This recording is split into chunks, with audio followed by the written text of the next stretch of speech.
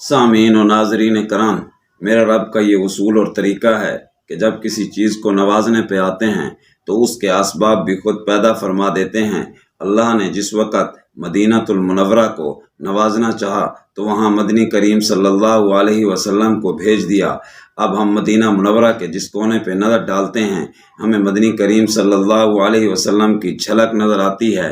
اگر ہم مسجد قباء کے اوپر نظر ڈالتے ہیں ہمیں حضور صلی اللہ علیہ وسلم کا سفر اول نظر آتا ہے۔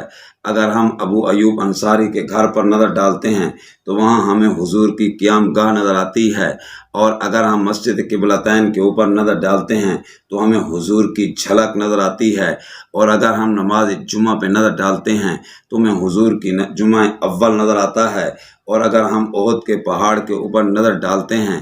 اور وہاں پر حضور کے چچا حضرت حمزہ کی قبر نظر آتی ہے، اور اگر ہم جنت البقیع کے اندر نظر ڈالتے ہیں تو وہاں پر ہمیں حضرت عثمان کی قبر اور ہم عائشہ الصدیقہ کی قبر اور اسی طریقے سے حضور کی دعائیں کرنا اور گڑ گڑانا نظر آتا ہے، اور اگر ہم مسجد نبوی کے اندر نظر ڈالتے ہیں تو ہمیں حضور صلی اللہ علیہ وسلم کا روضہ اقدس نظر آتا ہے، اور اگر ہم روضہ اقدس کے قریب جا کر ہم دیکھتے ہیں تو ہمیں جو ہے وہ جنت کا ٹکڑا نظر آتا ہے۔ تو میرے رب نے جس وقت چاہا کہ مدینہ منورہ کو نوازیں تو وہاں پر اپنے نبی کریم صلی اللہ علیہ وسلم کو بھیج دیا۔